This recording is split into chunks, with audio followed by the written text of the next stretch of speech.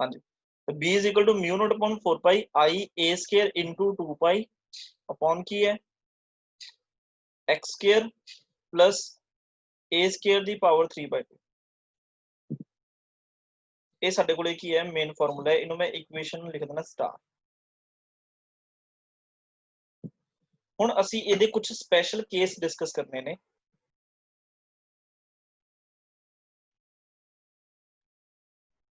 Special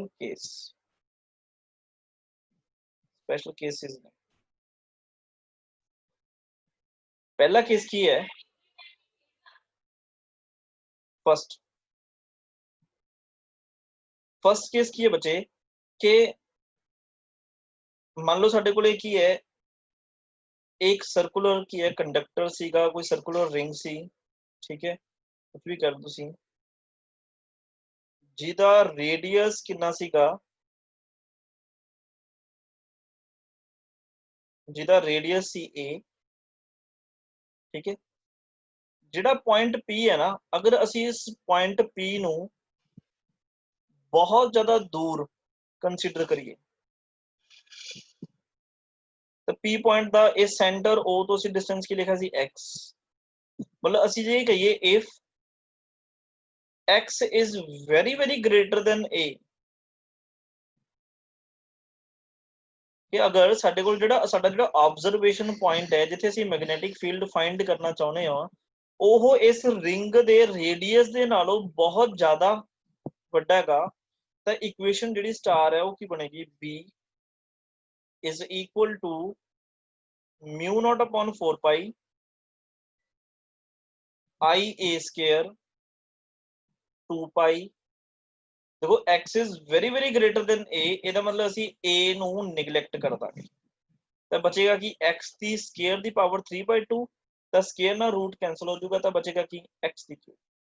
ਤਾਂ ਬੱਚੇ ਅਗਰ ਤੁਹਾਡੇ ਕੋਲੇ ਕੁਝ ਐਵੇਂ ਦਾ ਨੂਮੈਰੀਕਲ ਆਉਂਦਾ ਹੈ ਜਿਹਦੇ ਵਿੱਚ ਆਬਜ਼ਰਵੇਸ਼ਨ ਪੁਆਇੰਟ ਦਾ ਜਿਹੜਾ ਡਿਸਟੈਂਸ ਹੈ ਉਸ ਰਿੰਗ ਦੇ ਰੇਡੀਅਸ ਦੇ ਨਾਲੋਂ ਬਹੁਤ ਜ਼ਿਆਦਾ ਹੈ ਤਾਂ ਤੁਸੀਂ ਫਿਰ ਇਹ ਫਾਰਮੂਲਾ ਯੂਜ਼ ਕਰੋ। दूसरा special case, second special case की अगर ਅਸੀਂ ਗੱਲ ਕਰੀਏ, देखो मैं ਤੁਹਾਨੂੰ ਕੀ ਕਿਹਾ ਸੀ ਵੀ ਇੱਕ ਸਰਕੂਲਰ ਕੰਡਕਟਰ ਹੈ, ਸਰਕੂਲਰ ਕਰੰਟ ਕੈਰਿੰਗ ਕੰਡਕਟਰ ਹੈ ਨਾ, ਜਿਹਦੀ ਅਸੀਂ ਐਕਸਿਸ ਤੇ ਕੀ ਫਾਈਂਡ ਕਰ ਰਹੇ ਹਾਂ ਮੈਗਨੈਟਿਕ ਫੀਲਡ। ਜੇ ਅਸੀਂ ਐਕਸਿਸ ਤੇ ਫਾਈਂਡ ਕੀਤਾ ਹੈ ਤਾਂ ਅਸੀਂ ਸੈਂਟਰ ਤੇ ਵੀ ਤਾਂ ਫਾਈਂਡ ਕਰਕੇ ਆਏ ਆ ਨਾ। ਸੈਂਟਰ ਤੇ ਫਾਈਂਡ ਕਰਕੇ ਅਸੀਂ ਕੀ ਬਣਾਇਆ ਸੀ ਵੀ ਆਹ ਮੰਨ ਲਓ ਇੱਕ ਸਰਕਲ ਹੈ, ਉਹਦਾ ਸਰਕੂਲਰ ਕੰਡਕਟਰ ਹੈ ਜਿੱਥੋਂ ਕਰੰਟ ਆਈ ਜਾ ਰਿਹਾ ਹੈ ਤੇ ਅਸੀਂ ਰੇਡੀਅਸ ਮੰਨਿਆ ਸੀ r, ਪਹਿਲਾਂ ਵਾਲੇ ਕੇਸ ਦੀ ਗੱਲ ਕਰ ਰਹੇ ਹਾਂ। ਤਾਂ ਮੈਗਨੈਟਿਕ ਫੀਲਡ ਐਟ ਸੈਂਟਰ ਆਪਾਂ ਕੀ ਬਣਾਇਆ ਸੀ, that is mu naught upon 4 pi I upon r into 2 pi। ਤਾਂ ਅਸੀਂ ਇਸੇ ਹੀ ਸਪੈਸ਼ਲ ਕੇਸ ਤੋਂ, ਇਸੇ ਹੀ ਮੇਨ ਜਿਹੜਾ ਫਾਰਮੂਲੇ ਤੋਂ ਅਸੀਂ ਇੱਕ ਸਪੈਸ਼ਲ ਕੇਸ ਬਣਾਉਣੇ ਆ। ਦੇਖੋ if x is equal to 0, ਜੇ ਤੁਹਾਡੇ ਯਾਦ ਹੋਵੇ ਅਸੀਂ ਇਹੋ ਜਿਹਾ ਆਰਟੀਕਲ ਇੱਕ ਇਲੈਕਟ੍ਰਿਕ ਫੀਲਡ ਚੈਪਟਰ 'ਚ ਵੀ ਪੜ੍ਹਿਆ। ਹੁਣ x 0 ਦਾ ਮਤਲਬ ਕੀ ਹੈ, ਮਤਲਬ ਤੁਹਾਡਾ ਜਿਹੜਾ ਆਬਜ਼ਰਵੇਸ਼ਨ ਪੁਆਇੰਟ ਹੈ p ਉਹ ਕਿੱਥੇ ਆ ਗਿਆ, ਉਹ ओरिजिन ਤੇ ਆ ਗਿਆ। दैट मीन्स ਕਿ ਜਿਹੜੀ ਆ ਸਾਡੇ ਕੋਲ ਰਿੰਗ ਹੈ करंट कैरिंग रिंग जिसो करंट आई फ्लो कर रहा है जिदा रेडियस ए है, लाइन नहीं तो सीधी बात है तो हाँ, जिदा रेडियस ए है इस ओ सेंटर ते ही साडा ऑब्जर्वेशन पॉइंट पी है। ये तो मतलब एक्स कितना हो गया 0 हो गया, तो इस मेन फॉर्मूले च पुट करो तो बी कितना होगा बच्चे, B is equal to mu not upon 4 pi I A square 2 pi upon, देखो x की वैल्यू 0 पुट करोगे तो की बचूगा a स्क्वायर दी पावर 3/2 मतलब की बचूगा a दी क्यूब, स्क्वायर नाल स्क्वायर कैंसिल हो जू पावर 1 बच जूगी तो b इज इक्वल टू की आ गया mu not upon 4 pi i upon a into 2 pi. Check करके देखो बच्चे ये वही फॉर्मूला है जिहड़ा असी ऑलरेडी प्रूव कर चुके हैं magnetic field at centre. Just फर्क ही है, देखो इत्थे a सीगा इत्थे r है, ਉਹ ਤੁਹਾਨੂੰ ਮੈਂ ਆਲਰੇਡੀ ਸਮਝਾ ਚੁੱਕਿਆ ਗਾ ਕਿ ਜਿਹੜਾ ਅਸੀਂ ਇੱਥੇ ਰਿੰਗ ਕੰਸੀਡਰ ਕੀਤੀ ਸੀ ਉਹਦਾ ਅਸੀਂ ਰੇਡੀਅਸ ਕਿੰਨਾ ਮੰਨਿਆ ਸੀ r, ਇੱਥੇ ਜਿਹੜੀ ਅਸੀਂ ਰਿੰਗ ਕੰਸੀਡਰ ਕੀਤੀ ਹੈ ਇਹਦਾ ਰੇਡੀਅਸ ਕਿੰਨਾ ਹੈ a। ਇਹਦਾ ਮਤਲਬ ਅਸੀਂ ਇਹ ਕਹਿ ਸਕਦੇ ਹਾਂ ਕਿ ਜਿਹੜੀ ਅਸੀਂ ਇਹ ਡੈਰੀਵੇਸ਼ਨ ਕੀਤੀ ਹੈ ਬਿਲਕੁਲ ਸਹੀ ਹੈ, ਕਿਉਂਕਿ ਸਾਡੇ ਕੋਲੇ ਕੀ ਹੈ ਰਿਜ਼ਲਟ ਸਾਡੇ ਜਿਹੜੇ ਆ ਉਹ ਵੈਰੀਫਾਈ ਹੋ ਰਹੇ ਆ। Clear? Yes, sir. Okay done. ਤਾਂ ਅਸੀਂ ਨੈਕਸਟ ਚੱਲਦੇ ਹਾਂ ਜੀ। ਥਰਡ ਸਪੈਸ਼ਲ ਕੇਸ ਨੂੰ ਸਮਝਣ ਦੇ ਲਈ ਸਾਨੂੰ ਇੱਕ ਟਰਮ ਸਮਝਣੀ ਪਊਗੀ। ਉਸ ਟਰਮ ਦੇ ਵਿੱਚੋਂ ਕਿ CBSE ਬੋਰਡ ਦੇ ਵਿੱਚ ਬਹੁਤ ਵਾਰ ਕੁਐਸਚਨ ਆਉਂਦਾ ਹੈਗਾ, ਬਹੁਤ ਇੰਪੋਰਟੈਂਟ ਹੈ। ਈਵਨ ਕਿ ਮੈਂ ਇਹ ਕਹਿ ਸਕਦਾ ਵੀ ਇਸ ਜਿਹੜਾ ਡੈਰੀਵੇਸ਼ਨ ਕੀਤੀ ਹੈ ਕੰਪਲੀਟ ਡੈਰੀਵੇਸ਼ਨ 5 ਮਾਰਕਸ ਦੀ ਜੇ ਆਉਂਦੀ ਹੈ ਤਾਂ ਇਨ ਟਰਮਸ ਆਫ ਜਿਹੜਾ ਹੁਣ ਥਰਡ ਸਪੈਸ਼ਲ ਕੇਸ ਕਰਾਂਗੇ ਉਹਦੇ ਵਿੱਚ ਲਿਖੀ ਮਤਲਬ ਡਰਾਈਵ ਕਰਨ ਵਾਸਤੇ ਸਾਨੂੰ ਕਿਹਾ ਜਾਂਦਾ ਹੈ। ਤਾਂ ਥਰਡ ਜਿਹੜਾ ਸਪੈਸ਼ਲ ਕੇਸ ਹੈਗਾ ਗਾ ਉਹ ਹੈਗਾ ਇਨ ਦਾ ਫਾਰਮ ਆਫ ਮੈਗਨੈਟਿਕ ਮੂਵਮੈਂਟ। ਇਨ ਦਾ मतलब मैं प्रॉपर लिख देना थोड़ा सा।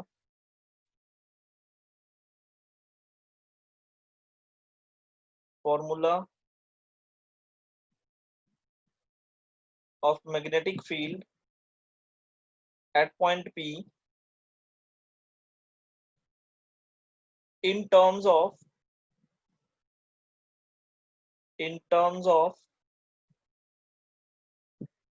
magnetic moment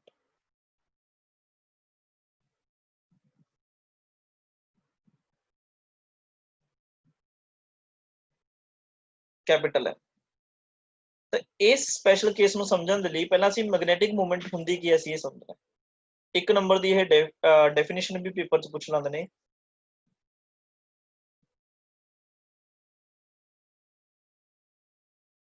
magnetic movement definition की है, it is defined as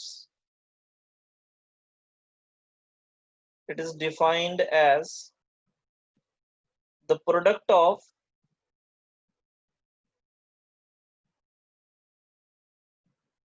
of current and area of cross section।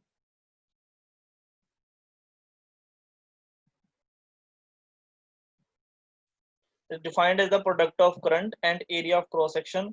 ਕਿਹਦਾ area of cross section? ਜਿਹਦੇ ਵੀ ਏਰੀਆ ਚੋਂ ਕਰੰਟ ਕੀ ਹੈ ਫਲੋ ਕਰ ਰਿਹਾ, ਜਿਹੜੇ ਵੀ ਕੰਡਕਟਰ ਚੋਂ ਕਰੰਟ ਫਲੋ ਕਰ ਰਿਹਾ। ਠੀਕ ਹੈ ਜੀ। ਤਾਂ ਜਿਵੇਂ ਆਪਣੇ ਕੋਲ ਇੱਕ ਸਰਕੂਲਰ ਕੰਡਕਟਰ ਦੀ ਆਪਾਂ ਗੱਲ ਕਰ ਰਹੇ ਹਾਂ,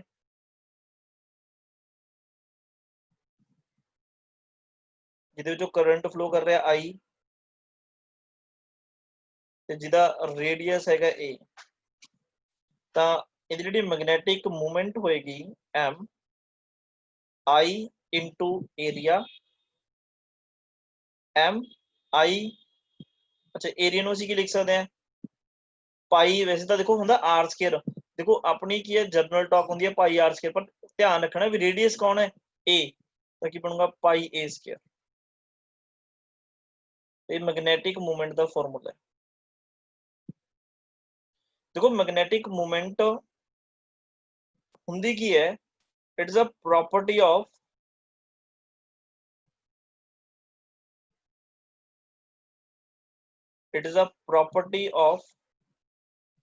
मैग्नेट। जब मैग्नेटिक मटेरियल्स बोल सकते हो, जब मैग्नेट लिख लो सिंपल बस। It is a property of magnet. Magnet the property है जिहड़ी दी डायरेक्शन हुंदी है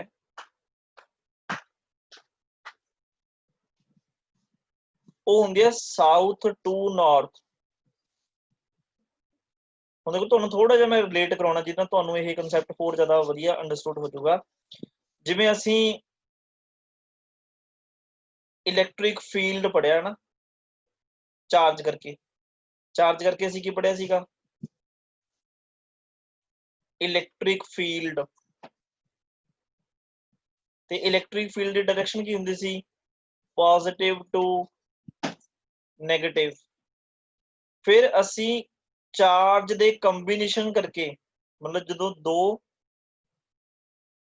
equal charges, equal but opposite charges separate ਹੁੰਦੇ ਸੀ small distance ਦੇ ਨਾਲ, ਹਨਾ। ਤਾਂ ਕੀ ਬਣਾਉਂਦੇ ਸੀ ਉਹ ਇੱਕ ਬਣਾਉਂਦੇ ਸੀ ਡਾਇਪੋਲ। ਯਾਦ ਹੋਣਾ ਸਾਰਿਆਂ ਨੂੰ, ਜਿਸ ਡਾਇਪੋਲ ਨੂੰ ਅਸੀਂ ਕੀ ਬੋਲਦੇ ਸੀ, ਇਲੈਕਟ੍ਰਿਕ ਡਾਇਪੋਲ। ਤੇ ਉਸ ਇਲੈਕਟ੍ਰਿਕ ਡਾਇਪੋਲ ਦੀ ਕੀ ਹੁੰਦੀ ਹੈ, ਇੱਕ ਡਾਇਪੋਲ ਮੂਵਮੈਂਟ।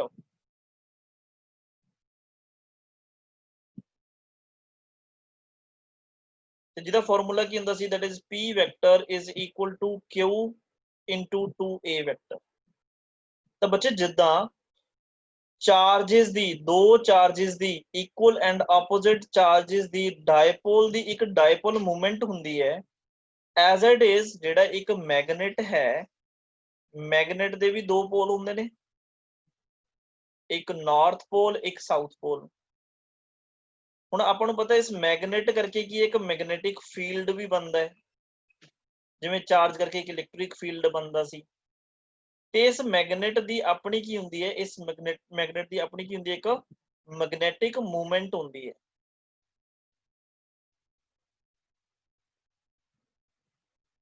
ਇਸ ਦਾ ਵੀ ਇੱਕ ਫਾਰਮੂਲਾ ਹੁੰਦਾ ਮੈਗਨੈਟਿਕ ਮੂਵਮੈਂਟ ਦਾ, ਉਹ ਆਪਾਂ ਅੱਗੇ ਜਾ ਕੇ ਪੜਾਂਗੇ, ਠੀਕ ਹੈ।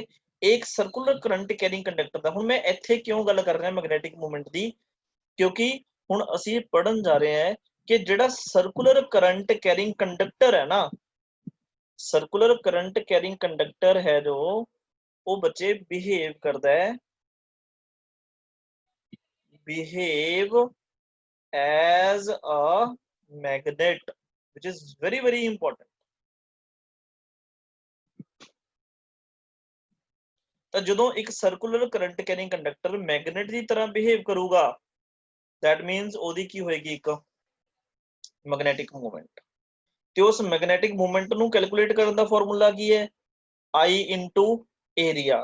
ਤੇ ਉਹਦੀ ਡਾਇਰੈਕਸ਼ਨ ਕੀ ਹੁੰਦੀ ਹੈ, ਸਾਊਥ ਟੂ ਨਾਰਥ। ਦੇਖੋ ਜਿਹੜੀ ਮੈਗਨੈਟਿਕ ਫੀਲਡ ਦੀ ਡਾਇਰੈਕਸ਼ਨ ਕੀ ਹੁੰਦੀ ਹੈ, ਆਪਾਂ ਪੜਿਆ ਨਾਰਥ ਟੂ ਸਾਊਥ, ਬਟ ਜੋ ਮੈਗਨੈਟਿਕ ਮੂਵਮੈਂਟ ਦੀ ਡਾਇਰੈਕਸ਼ਨ ਕੀ ਹੈ, ਇਹ ਤੋਂ ਆਪੋਜ਼ਿਟ। ਲਾਈਕ ਜਿਵੇਂ ਅਸੀਂ ਦੇਖੋ ਚਾਰजेस ਪੜਿਆ ਸੀਗਾ, ਇਲੈਕਟ੍ਰਿਕ ਫੀਲਡ ਦੀ ਡਾਇਰੈਕਸ਼ਨ ਕੀ ਹੁੰਦੀ ਹੈ, ਪੋਜ਼ਿਟਿਵ ਟੂ ਨੈਗੇਟਿਵ।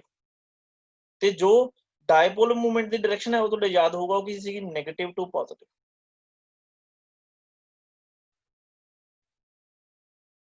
ਠੀਕ ਹੈ ਜੀ, ਕਲੀਅਰ ਹੋ ਗਿਆ ਮੈਗਨੈਟਿਕ ਮੂਵਮੈਂਟ ਦਾ ਫਾਰਮੂਲਾ ਕੀ ਹੈ, ਤੇ ਇਹ ਪ੍ਰੋਪਰਟੀ ਕਿਹਦੀ ਹੈ, ਇੱਕ ਮੈਗਨੇਟ। ਤੇ ਇੱਕ current carrying conductor, circular conductor behave ਕਰਦਾ ਐਜ਼ ਅ ਮੈਗਨੇਟ। ਕਿਉਂ ਕਰਦਾ ਮੈਂ ਤੁਹਾਨੂੰ ਦੱਸਦਾ। ਦੇਖੋ ਜੀ ਇੰਨੀ ਗੱਲਾਂ ਕਲੀਅਰ ਨੇ। Yes sir. ਓਕੇ, ਨੈਕਸਟ ਚਲਦੇ ਹਾਂ ਜੀ ਆਪਾਂ। ਦੇਖੋ ਆਪਾਂ ਦੇਖੋ ਸਾਰਿਆਂ ਨੇ ਕੁਆਇਨ ਤਾਂ ਦੇਖਿਆ ਨਾ, ਸਾਰੇ ਸਟੂਡੈਂਟਸ ਨੇ ਕੁਆਇਨ ਦੇਖਿਆ ਹੋਇਆ। Yes sir. Okay very good. ਅੱਛਾ ਕੁਆਇਨ ਦੇ ਕਿੰਨੇ ਫੇਸ ਹੁੰਦੇ ਨੇ,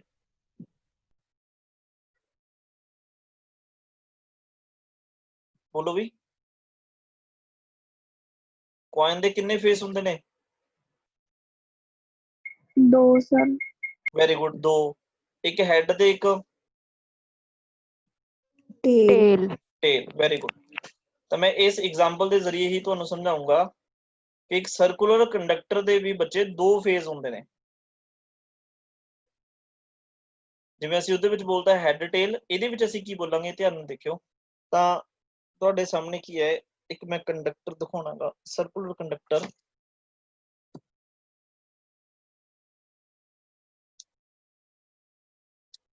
ਆ ਦੇਖੋ, ਆ ਇੱਕ ਸਰਕੂਲਰ ਕੰਡਕਟਰ ਹੈ, ਠੀਕ ਹੈ। ਧਿਆਨ ਨਾਲ ਵਾਚ ਕਰਿਓ। ਇਹਦੇ ਵਿੱਚੋਂ ਕੀ ਹੈ, ਕਰੰਟ ਫਲੋ ਕਰ ਰਿਹਾ। ਸਪੋਜ਼ ਮੈਂ ਤੁਹਾਡੇ ਅਕੋਰਡਿੰਗ ਜੇ ਇਧਰੋਂ ਮੈਂ ਦੇਖਾਂ ਤਾਂ ਮੈਂ ਕਰੰਟ ਫॉर ਐਗਜ਼ਾਮਪਲ ਇਦਾਂ ਫਲੋ ਕਰਾ ਰਿਹਾ। ਤਾਂ ਤੁਹਾਨੂੰ ਕੀ ਲੱਗ ਰਿਹਾ ਬੱਚੇ ਕਿ ਕਰੰਟ ਹੈ ਜਿਹੜਾ ਉਹ ਕਲੌਕਵਾਈਜ਼ ਚੱਲ ਰਿਹਾ ਜਾਂ ਐਂਟੀ ਕਲੌਕਵਾਈਜ਼ ਚੱਲ ਰਿਹਾ? Anti clockwise. ਵੈਰੀ ਗੁੱਡ, ਇਹ ਐਂਟੀ ਕਲੌਕਵਾਈਜ਼ ਚੱਲ ਰਿਹਾ ਹੈ ਨਾ। ਤਾਂ ਦੇਖੋ ਮੈਂ ਡਾਇਰੈਕਸ਼ਨ ਆਫ ਕਰੰਟ ਨਹੀਂ ਚੇਂਜ ਕਰਦਾ, ਮੈਂ ਸਿਰਫ ਸਾਈਡ ਚੇਂਜ ਕਰਦਾ। ਆ ਦੇਖੋ ਕਰੰਟ ਐਵੇਂ ਚੱਲ ਰਿਹਾ, ਤੁਸੀਂ ਖੁਦ ਵੀ ਕਰਕੇ ਦੇਖ ਸਕਦੇ ਹੋ। ਮੈਂ ਡਾਇਰੈਕਸ਼ਨ ਚੇਂਜ ਕਰਤੀ ਇਸ ਰਿੰਗ ਦੀ। ਤਾਂ ਹੁਣ ਬੱਚੇ ਕਰੰਟ ਕਿਵੇਂ ਚੱਲ ਰਿਹਾ, ਕਲੌਕਵਾਈਜ਼ ਜਾਂ ਐਂਟੀ ਕਲੌਕਵਾਈਜ਼? क्लॉकवाइज। ਤੇ ਜੇ ਮੈਂ ਤੁਹਾਨੂੰ ਪਹਿਲਾਂ ਵਾਲੀ ਜਿਹੜੀ ਸਾਈਡ ਆ ਉਹ ਦਿਖਾਵਾਂ ਫਿਰ ਕਰੰਟ ਕਿਵੇਂ ਚੱਲ ਰਿਹਾ? Anti clock. ਤਾਂ ਇਹਦਾ ਮਤਲਬ ਕੀ ਹੋਇਆ? ਇਹਦਾ ਮਤਲਬ ਬੱਚੇ ਇਹ ਹੋ ਗਿਆ ਕਿ ਕੋਈ ਵੀ ਕਰੰਟ ਕੈਰਿੰਗ ਸਰਕੂਲਰ ਕੰਡਕਟਰ, ਜਾਂ ਸਿੰਪਲ ਕਹਿ ਲਓ ਕੋਈ ਵੀ ਸਰਕੂਲਰ ਕੰਡਕਟਰ ਜਿਹਦੇ ਵਿੱਚੋਂ ਕਰੰਟ ਫਲੋ ਕਰਦਾ ਹੈ, ਉਹਨੂੰ ਜੇ ਤੁਸੀਂ ਇੱਕ ਸਾਈਡ ਤੋਂ ਦੇਖੋਗੇ ਤੁਹਾਨੂੰ ਲੱਗੂਗਾ ਵੀ ਐਂਟੀ ਕਲੌਕਵਾਈਜ਼ ਚੱਲ ਰਿਹਾ ਯਾਰ, ਜਦ ਕਿ ਉਹਨੂੰ ਦੂਸਰੀ ਸਾਈਡ ਤੋਂ ਦੇਖੋਗੇ ਤਾਂ ਕੀ ਲੱਗੂਗਾ? ਕਲੌਕਵਾਈਜ਼। ਇਹਦਾ ਮਤਲਬ ਜਿਹੜਾ ਕਰੰਟ ਕੈਰਿੰਗ ਕੰਡਕਟਰ ਹੈ, ਸਰਕੂਲਰ ਕੰਡਕਟਰ ਹੈ, ਉਹਦੇ ਦੋ ਫੇਸ ਨੇ। ਇੱਕ ਸਾਈਡ ਦਾ ਕਰੰਟ ਕੀ ਹੈ? ਕਲੌਕਵਾਈਜ਼। ਮੈਂ ਇੱਥੇ ਲਿਖ ਦਿੰਦਾ ਕਲੌਕਵਾਈਜ਼। ਇੱਕ ਵਾਰ ਤਾਂ ਤੁਸੀਂ ਦੇਖਿਆ ਵੀ ਕਲੌਕਵਾਈਜ਼ ਹੈ, ਆ ਕਲੌਕਵਾਈਜ਼ ਵਾਲਾ ਹੈ। ਇੱਕ ਵਾਰੀ ਤੁਸੀਂ ਕੀ ਬੋਲਿਆ? ਵੀ ਐਂਟੀ ਕਲੌਕਵਾਈਜ਼ ਹੈ।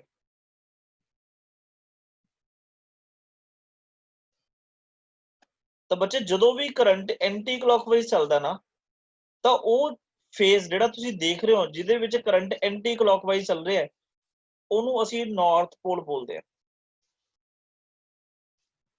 ਉਹਨੂੰ ਅਸੀਂ ਕੀ ਬੋਲਦੇ ਹਾਂ? ਨਾਰਥ ਪੋਲ। ਤੇ ਜਿਹਦੇ ਵਿੱਚ ਕਰੰਟ ਕਲੌਕਵਾਈਜ਼ ਚੱਲਦਾ, ਮਤਲਬ ਜਿਹੜੀ ਤੁਸੀਂ ਆਪੋਜ਼ਿਟ ਡਾਇਰੈਕਸ਼ਨ ਤੋਂ ਦੇਖੋਗੇ, ਆਪੋਜ਼ਿਟ ਸਾਈਡ ਤੋਂ ਦੇਖੋਗੇ, ਉਹਨੂੰ ਅਸੀਂ ਬੋਲਦੇ ਹਾਂ ਸਾਊਥ ਪੋਲ। ਤਾਂ ਇਹ ਹਮੇਸ਼ਾ ਤੁਸੀਂ ਯਾਦ ਰੱਖਣਾ ਹੈ ਕਿ ਕਿਸੇ ਵੀ ਸਰਕੂਲਰ ਕੰਡਕਟਰ ਦੇ ਵਿੱਚ ਅਗਰ ਐਂਟੀ ਕਲੌਕਵਾਈਜ਼ ਕਰੰਟ ਚੱਲਦਾ ਹੈ ਤਾਂ ਜਿਹੜਾ ਉਹਦਾ ਫੇਸ ਜਿਹੜਾ ਤੁਹਾਨੂੰ ਦਿਖ ਰਿਹਾ ਹੈ ਉਹ ਕੀ ਬਣੂਗਾ? ਉਹ ਨਾਰਥ ਪੋਲ ਬਣੂਗਾ। ਤੇ ਜਿਹਦੇ ਵਿੱਚ ਕਲੌਕਵਾਈਜ਼ ਚੱਲ ਰਿਹਾ ਉਹ ਕੀ ਬਣੂਗਾ? ਸਾਊਥ ਬਣੂਗਾ। ਇਹਦਾ ਮਤਲਬ ਤੁਸੀਂ ਇਹ ਵੀ ਕਹਿ ਸਕਦੇ ਹੋ, ਦੇਖੋ ਸਾਨੂੰ ਪਤਾ ਜਿਹੜੇ ਮੈਗਨੈਟਿਕ ਫੀਲਡ ਹੁੰਦਾ ਨਾ, ਮੈਗਨੈਟਿਕ ਫੀਲਡ ਉਹਦੀ ਡਾਇਰੈਕਸ਼ਨ ਕੀ ਹੁੰਦੀ ਹੈ? North to south.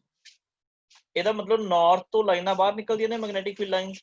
ਇਹ ਤੁਸੀਂ ਇਹ ਕਹਿ ਸਕਦੇ ਹੋ ਵੀ ਇਸ ਵਾਲੇ ਨਾਰਥ ਵਾਲੇ ਪੁਆਇੰਟ ਤੋਂ ਮੈਗਨੈਟਿਕ ਫੀਲਡ ਲਾਈਨਸ ਦੀ ਜਿਹੜੀ ਡਾਇਰੈਕਸ਼ਨ ਹੈ ਉਹ ਆਊਟਵਰਡ ਹੋਏਗੀ।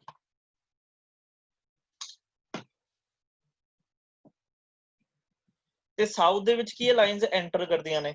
ਇਹਦਾ ਮਤਲਬ ਤੁਸੀਂ ਇੱਥੇ ਸ਼ੋ ਕਰ ਸਕਦੇ ਹੋ ਵੀ ਇਹ ਸਾਊਥ ਵਾਲੀ ਸਾਈਡ, ਇਹਦੇ ਵਿੱਚ ਮੈਗਨੈਟਿਕ ਫੀਲਡ ਕੀ ਹੈ? ਲਾਈਨਸ ਜਿਹੜੀਆਂ ਉਹਨਾਂ ਦੀ ਡਾਇਰੈਕਸ਼ਨ ਕੀ ਹੋਏਗੀ? ਇਨਵਰਡ ਹੋਏਗੀ। ਤਾਂ ਦੇਖੋ ਆਪਾਂ ਇਹੀ ਕਹਿਣਾ ਨਾ, ਨਾਰਥ ਤੋਂ ਲਾਈਨਾਂ ਬਾਹਰ ਨਿਕਲਦੀਆਂ ਨੇ, ਸਾਊਥ ਵੱਲ ਕੀ ਹੈ? ਐਂਟਰ ਕਰਦੀਆਂ ਨੇ। ਬਿਲਕੁਲ ਸੇਮ ਚੀਜ਼ ਹੋਈ ਹੈ। ਨਾਰਥ ਤੋਂ ਮਤਲਬ ਇਸ ਫੇਸ ਤੋਂ ਲਾਈਨਾਂ ਬਾਹਰ ਨਿਕਲਣਗੀਆਂ ਤੇ ਕਿਹਦੇ ਵੱਲ ਐਂਟਰ ਹੋਣਗੀਆਂ? ਸਾਊਥ। ਤਾਂ ਦੇਖੋ ਇੱਕ ਕਰੰਟ ਕੈਰਿੰਗ ਸਰਕੂਲਰ ਕੰਡਕਟਰ ਦੇ ਕਿੰਨੇ ਫੇਸ ਬਣ ਗਏ? ਦੋ। ਇੱਕ ਹੀ ਬਣ ਗਿਆ ਨਾਰਥ, ਇੱਕ ਹੀ ਬਣ ਗਿਆ ਸਾਊਥ। ਇਹੀ ਇੱਕ ਮੈਗਨੇਟ ਦੇ ਹੁੰਦੇ।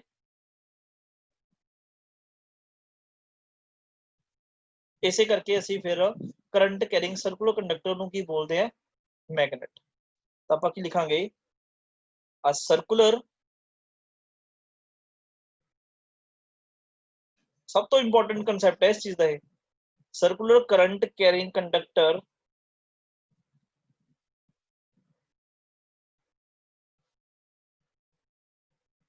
behaves as a magnet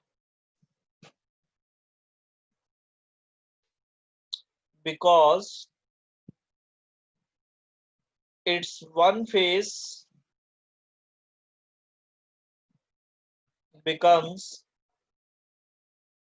north and other becomes south।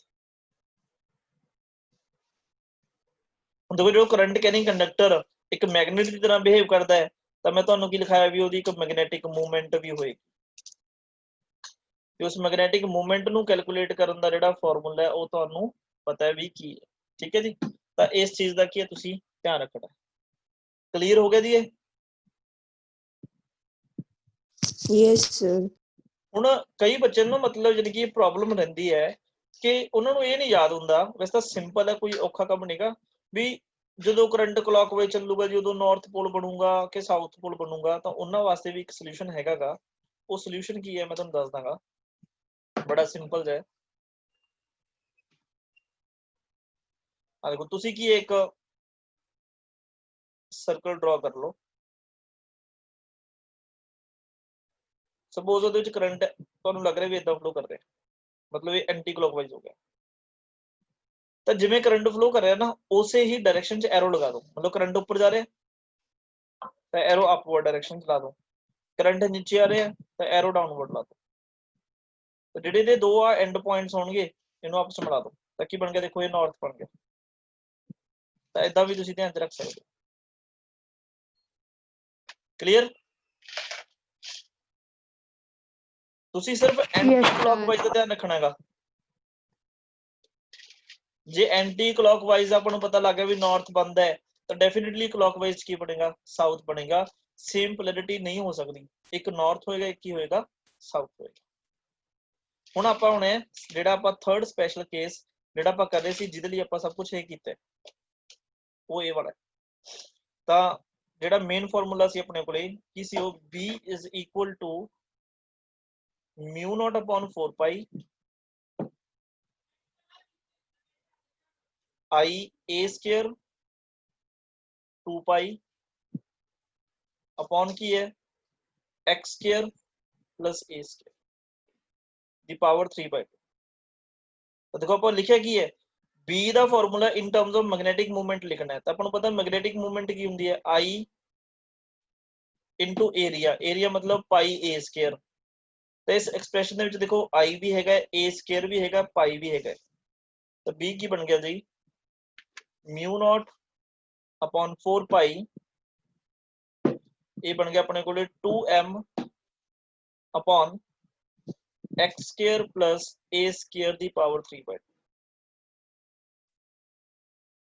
ਹੁਣ ਤੱਕ ਦੇ ਜਿੰਨੇ ਵੀ ਆਪਾਂ ਆਰਟੀਕਲ ਕੀਤੇ ਨੇ ਸਭ ਤੋਂ ਇੰਪੋਰਟੈਂਟ ਜੇ ਮੈਂ ਕਹਾਂ ਆਰਟੀਕਲ ਹੈ ਉਹ ਇਹ ਵਾਲੀ ਡੈਰੀਵੇਸ਼ਨ ਹੈ ਜਿਹੜੀ ਆਪਾਂ ਹੁਣ ਕੀਤੀ ਹੈ, ਮਤਲਬ ਰਿੰਗ ਵਾਲੀ। ਕਿਉਂਕਿ ਰਿੰਗ ਦੇ ਵਿੱਚ ਬਹੁਤ ਸਾਰੇ ਕੁਐਸਚਨਸ ਬਣਦੇ ਆ, ਜਿਵੇਂ ਆ ਸਪੈਸ਼ਲ ਕੇਸ ਦਾ ਇਹ ਕੁਐਸਚਨ ਹੋ ਗਿਆ, ਠੀਕ ਹੈ। ਅੱਛਾ ਫਿਰ ਤੁਸੀਂ ਇੱਥੋਂ ਮੈਗਨੈਟਿਕ ਜਿਹੜੀ ਮੂਵਮੈਂਟ ਦੀ ਯੂਨਿਟਸ ਵੀ ਬਣਾ ਸਕਦੇ ਹੋ।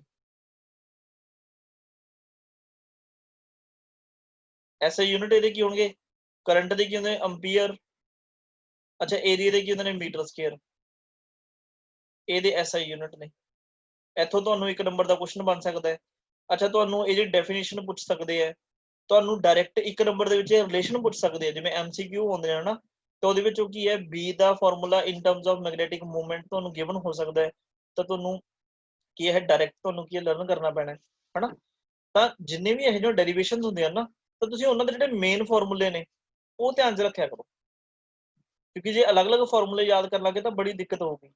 ਮੇਨ ਫਾਰਮੂਲਾ ਯਾਦ ਰੱਖੋ, ਉਸ ਮੇਨ ਫਾਰਮੂਲੇ ਨੂੰ ਕਿੱਦਾਂ ਅਸੀਂ ਮੋਡੀਫਾਈ ਕਰ ਸਕਦੇ ਆ, ਉਹ ਤੁਹਾਡੇ ਸਟੈਪ ਧਿਆਨ 'ਚ ਰਹਿਣੇ ਚਾਹੀਦੇ ਵੀ ਅਸੀਂ ਹਾਂ ਯਾਰ ਵੀ ਸਾਨੂੰ ਇਹ ਚੀਜ਼ ਪੁੱਛੀ ਹੈ, ਸਾਨੂੰ ਐਟ ਸੈਂਟਰ ਪੁੱਛਿਆ, ਸੈਂਟਰ ਮਤਲਬ x ਦੀ ਵੈਲਿਊ 0 ਪੁੱਟ ਕਰ ਦਿਓ।